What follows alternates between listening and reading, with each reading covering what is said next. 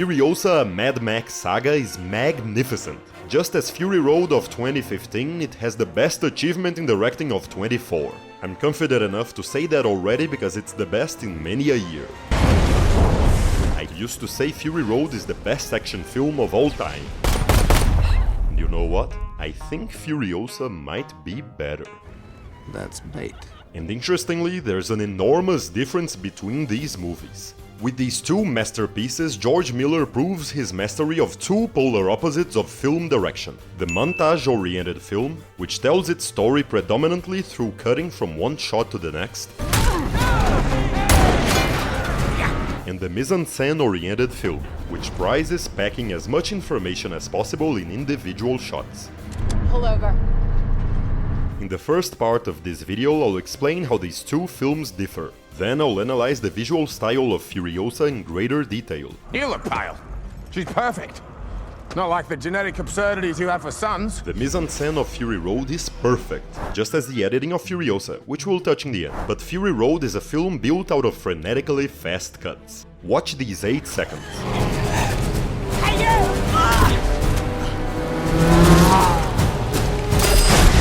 13 shots, making up 0.6 seconds per shot. Furiosa is grabbed in half a second. The next shot continues the same action in 1 second, the longest shot in this fragment. The old lady rises with a rifle, the enemy reacts. She swings as you can barely catch another enemy in the background. The first enemy is hit. The new enemy grabs the rifle and she notices. This shot has some 3 pieces of information, but it's still less than 1 second long. He attacks, she is attacked, she reacts to being attacked. Furiosa raises her arm, finishes raising and shoots. He is shot. A frantic pace without ever sacrificing clarity. Mind how the second angle of Furiosa getting strangled adds no new information. You can see more cars and the wives, but it's too fast for anybody to take it all in. This is clearly a cut for the sake of rhythm. Now here's 7 seconds from the next film.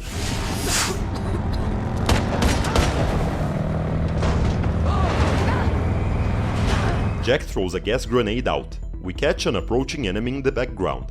We pan so Jack can shoot someone, done in the same shot. Pan back and the enemy grabs Furiosa. Stop getting grabbed, woman!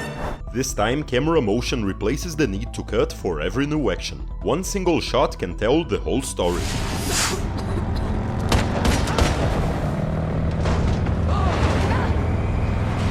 Here's Max shooting a biker. A shot of him pointing the gun, a similar blink and you miss it shot of the shot, a shot of the glass breaking and the biker getting it, a shot of the wives reacting and the biker falling in the background. 2 seconds, 4 shots, 1 practically invisible. When Praetorian Jack is in a shootout in Furiosa, he gets these extended, read 5-7 seconds, video game style takes that show him aiming, shooting and the enemy getting shot. I feel like playing Red Dead Redemption 2. I imagine if that 4-shot gunshot had happened in Furiosa, Miller would have framed it in a single take using the foreground and the background. There's this action moment in Furiosa that goes from the back of the war rig to the front in 18 seconds.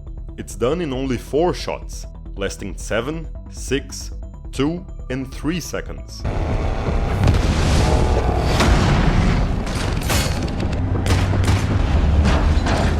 For some, this longer take approach loses momentum. Indeed, fast cut action pulsates when each instant gives you something new. There is no narrative reason for this tighter shot of Max's gun, but it does make it more exciting. Fury Road has its share of more elaborate shots, helping to make the complex chain of events easy to follow. A shot like this one going from Max, to Nux, to Slit, to a wider angle, then to the drum truck with an epic finish. This is rare in Road, but common in Furiosa, minus the sudden cut to the music.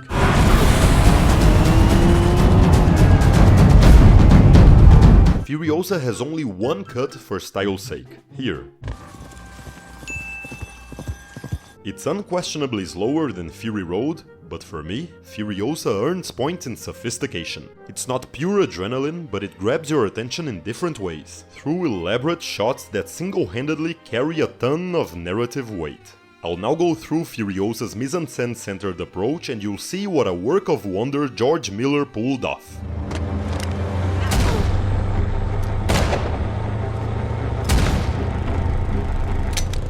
It's a lot, so we'll start off small. I'll analyze Miller's direction piece by piece, building up slowly to the most intricate shots, and this is for those viewers who have trouble identifying a director's work. By the end of this video you won't believe how many details of visual storytelling you'll be able to notice and admire.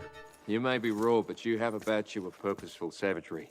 By the way, in case you're learning something, like and subscribe. It will help you get more videos like this one. You can also join me on Patreon. Moving on, the omniscient camera. It's typical in mainstream cinema, but it's seldom as well used as in this movie. Miller's camera is always in the perfect spot because it knows everything. It knows what the characters will do, it knows what surprises will happen.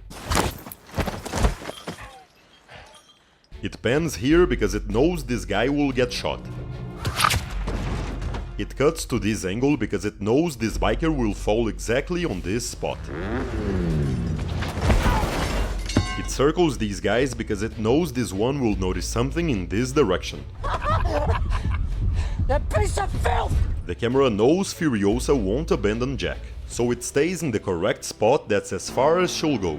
The best spot to see her approaching, braking, reconsidering, and backing up. The camera knows well enough to never get run over. And these shots of characters approaching the camera are repeated throughout. Often by car, but also on foot. Everyone is camera bound, but when they're not, Miller doesn't shy away from a very common technique of modern cinema, the push-in close-up. The camera approaching characters' faces on its own. It happens in moments of realization or decision. When you consider abandoning your boyfriend, you get 2 push-ins. We get even both the push-in and the camera-bound acceleration. But these are all quick shots that drive your eyes to one single point, not at all unlike Fury Road. Let's get to the juicier bits, shots that make proud use of the scope aspect ratio. It's a wide area to fill and George Miller knows the ancient rule of scope, spread. Fill up space. When Fury Road had time to breathe, he showed what an eye he had for pristinely staged composition. But Furiosa has many more opportunities for you to appreciate a full canvas. George gives great value to 2 shots and ensembles, especially when dealing with leaders of men like the Mentas and Immortan Joe. See these pullbacks that reveal their groups getting a visit. Both perfectly spread out for the scope frame. A wide shot like this allows you to clearly see the ensemble in its environment. I've got a vehicle. And it gives room for when any character needs to step forward and speak up. It will be a royal intermarriage, the bonding of dynasties. Check this dialogue scene between the Immortan crew. Here's what we do. Characters rearrange themselves on screen, and the camera obeys the drama. Mind Ricta's occupying the empty space, and Scrota's slightly stepping aside to make room for the Australian Prime Minister. It's similar to how the great directors of old used to block their scenes. I say you have blue eyes. Yes, Effendi. Of course, just like the camera, everyone needs to be in the correct spot at all times. May I? When she's in the bullet farm shootout, did you notice how her car and bikes are precisely positioned to be visible behind this grid? That's a perfectionist director who knows how to put everything and everyone in their place. In a good way. You fabulous thing. Take this introduction of the war rig. From the front we advance until we meet the group. You certainly noticed we arrived just in time to catch their attention turning to something behind the camera. Is that the Praetorian Jack? But did you also notice how the excavator is raised just in time for the camera to pass? Or how this metal lid is turned so we can get a better look just as we arrive? We will call it the Bommy Knocker. It looks simple, but it's a million moving parts. You don't need action to get precise choreography. In the bullet farm there's a similar shot scanning the war rig. We hover past people working up and down, Then follow a yellow war boy to Jack and the bullet farmer. Good. Interconnected activity and dialogue in the same shot. No, it's not good. This film is a lesson in seemingly simple camera motions that achieve enormous change. Take a look at this very wide shot.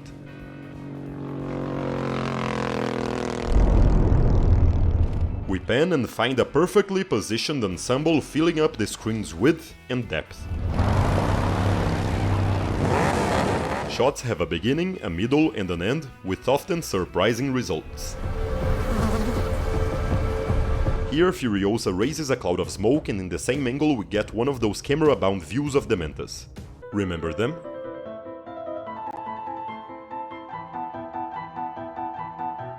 New information arrives in the margin of the frame. Remember how the scope frame is filled? And the shot is now a wide chase with both cars visible.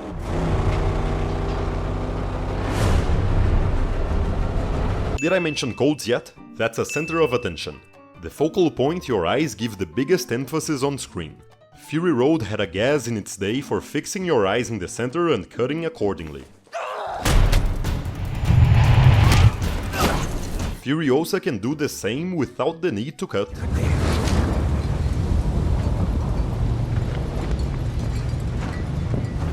Your eyes stick to one element on screen, and before you know it, you're now glued to something else as if by magic. You're looking at Jack, he's your coat. He shoots a biker, drawing your eyes to the falling target. The bike keeps moving, so it's your new coat. The camera follows its motion to the side and, before you know it, your eyes have been led back to Jack. He's your coat again.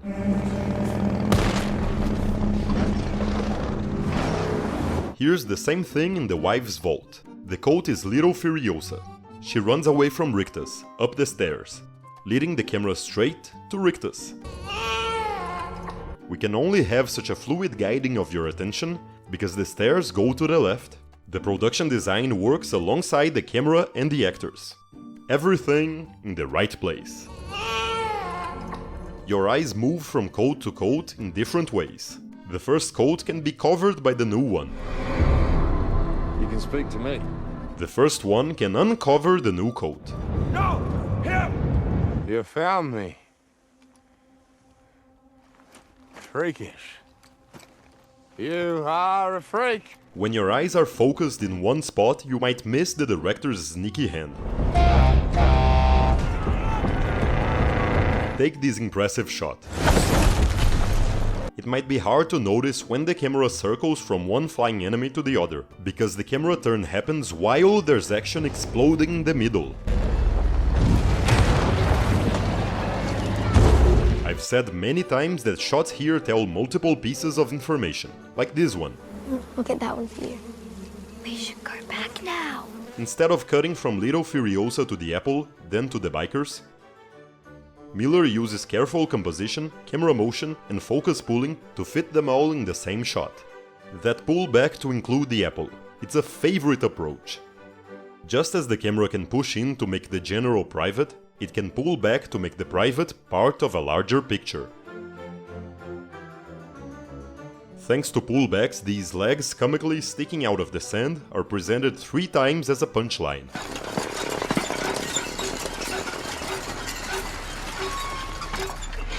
Pulling back introduces the threat of the Octo Gang to the road. Hey, that horizon reminds me of something. Notice how careful is the staging in the commanding room of Gastown. From a pre-Raphaelite picture to the huge wall. We follow Santa Boss to the phone. What? Then to the conveniently close-by telescope. The 3 objects he uses can all be found in a straight line, achieved by a simple pullback. A variation of the shot shows the room under the Manta's command, also a straight line, now with the History Man. I'll move forward now. Compare these 2 similar shots of the camera advancing. The Night Desert. Furiosa advances from the foreground until she's a tiny figure. You might think she'll get away, but a biker is faster. 2 movie hours later. The Mantas advances from the foreground until he's a tiny figure, but he won't get away. Furiosa's car is faster. The chasee has become the chaser. I must talk about this shot now. We follow Furiosa's clunker until it disappears. In theory, the camera keeps following her route, but it's actually witnessing scenes of destruction in the foreground, until it finally finds her again on the other side. I have no doubt this rich and creative shot was inspired by this rich and creative shot from Once Upon a Time in the West. This character enters the rail car here, and, in theory, the camera keeps following his route, but it's actually witnessing scenes of destruction in the foreground, until it finally finds him again on the other side. George Miller's major influences being, of course, these two titans of epic cinema, Lin and Leone. Do you have it in you to make it epic? It's a good time to talk about the film's longest shot. 2.5 minutes. Not exactly Angelopoulos, but still. Everything we've covered thus far is used in this take. Precise staging, scope filling, code switches, pullbacks, push-ins. Witness. Tight angle on Furiosa. She's dragged and we pull back to a spread out ensemble frame with plenty of room for Chris Hemsworth to chew the scenery. There is no hope! I mean that in the best possible light. Whew. The pleasure flushed them clean out of my head. Push in when he breaks up the two love doves. New wide. The camera circles while bikers circle to the opposite direction. Jack is dragged forward, then to the left. The camera follows, leading the cult to Furiosa's personal torture. What a visually and geographically convenient choice of execution. Well done, Dementos! The camera thanks you! Another push-in for a tighter two-shot, and we conclude in a low angle. A masterpiece of mise-en-scène is this shot, is this whole movie. But what about the editing? Glad you asked. We follow the standard centennial laws of continuity editing. You know, a character looks off screen, we cut to what he's looking at. And the film's pacing is helped by repeatedly cutting on movement, which is known to gracefully hide the cut. Jack shoots an enemy, who falls. Cut continuing that motion to Furiosa.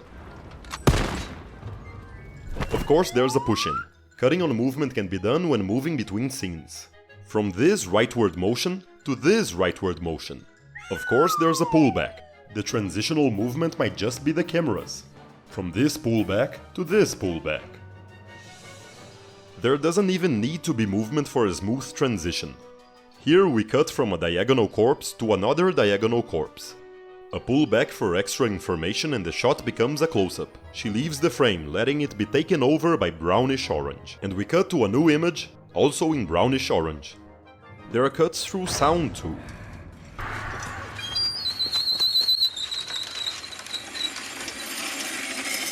That's the beauty of Furiosa, Mad Max Saga. If there's any justice in the world, this extraordinary feat of direction will be recognized and honored as it deserves to be. My own magnificent beauties. If there's any justice in the world, we will get the wasteland. I need it! What style will George Miller even choose? He's perfect in every way. Perfect in every way. And which style do you prefer? Montage? Mise-en-scène? Tell me in the comments. Thank you for watching.